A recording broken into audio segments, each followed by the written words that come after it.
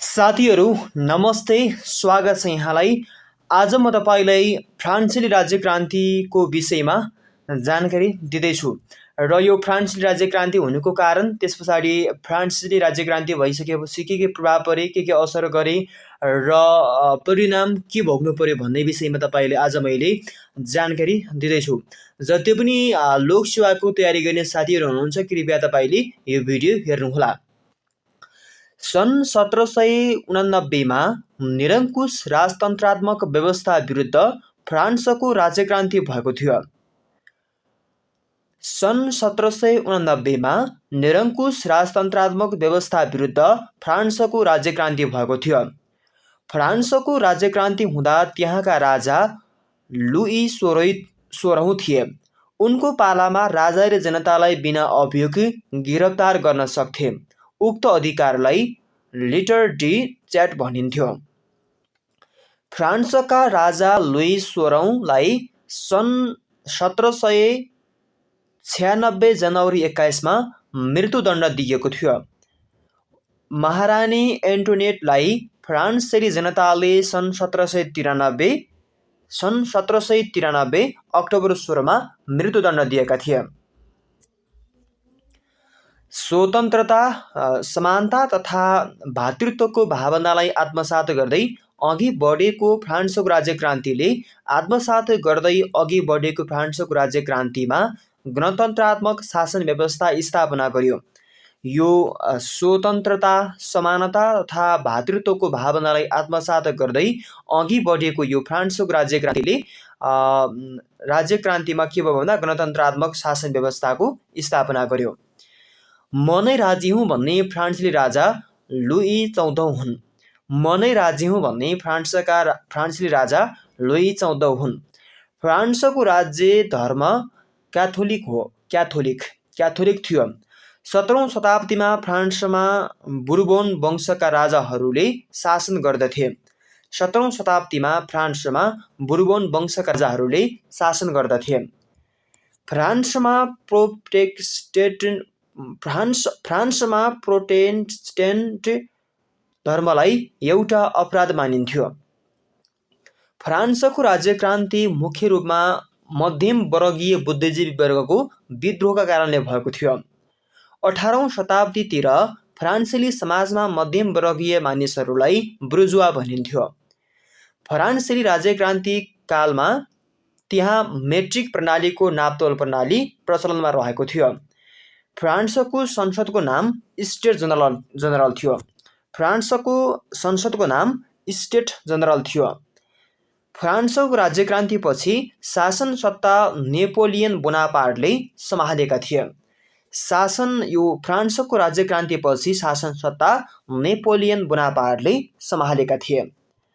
Napoleon बोनापार्टले कानुनहरूको सङ्कलन र परिमार्जन गरी राष्ट्रभरका लागि एकै प्रकारको कानुन निकालेका थिए, जसलाई नेपोलियन कोड भनिन्थ्यो।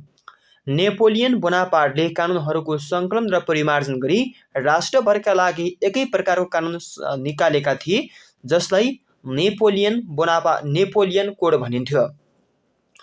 फ्रान्सको राज्यक्रान्तिका क्रममा केही राजनेता अथवा विद्वानका भनाइहरू पनि यहाँ हामीले उल्लेख गरेका छौँ। भ्रष्ट चर्चलाई नष्ट गरिदेऊ, भोल्टियर। मानिस स्वतन्त्र जन्मिन्छ तर सर्वत्र साङ्लोले बाँधिन्छ, रुसोको भनाइ। यदि रुसो नभएको भए फ्रान्सको राज्यक्रान्ति नै हुने थिएन, नेपोलियन बोनापार्टको भनाइ। अब फ्रान्सको राज्यक्रान्तिका कारण के हुन्, फ्रान्सको राज्यक्रान्ति हुनुको कारण के हुन्, हामी यो जानौँ। एकमा छ राजनीतिक कारण। राजनीतिक कारण अन्तर्गत निरङ्कुश राजतन्त्र, दरबारको विलासी जीवन, शासनमा केन्द्रीकरण, नागरिक स्वतन्त्रताको अभाव, असमान कानुनी व्यवस्था, शासनमा रानीको हस्तक्षेप आदि।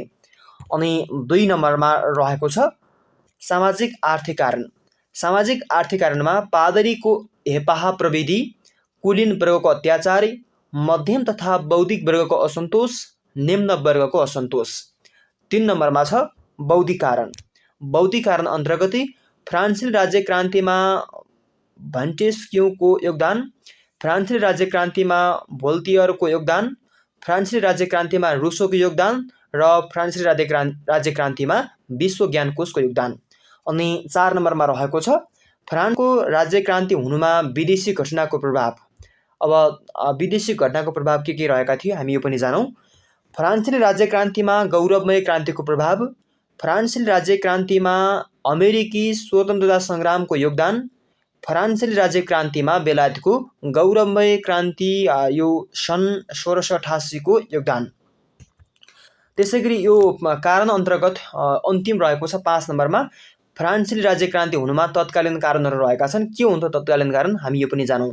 फ्रान्सको आर्थिक अवस्था बिग्रिँदै जानु, अमेरिकी स्वतन्त्रता सङ्ग्रामलाई सघाउँदा ठुलो धनराशि खर्च हुनु, राजाहरूले विलासी जीवन बिताउनाले अनावश्यक रूपमा राज्यको खर्च बढ्नु, पारदर्शी, निष्पक्ष र जिम्मेवारी प्रशासन नहुँदा देशको सम्पूर्ण अवस्था भद्रगोल हुनु, असमान कानुन, अस्पष्ट कानुन र विभिन्न संस्थाहरूको दक्षतापूर्वक काम गर्न सञ्चालन नगर्नाले देश अस्तव्यस्त हुनु।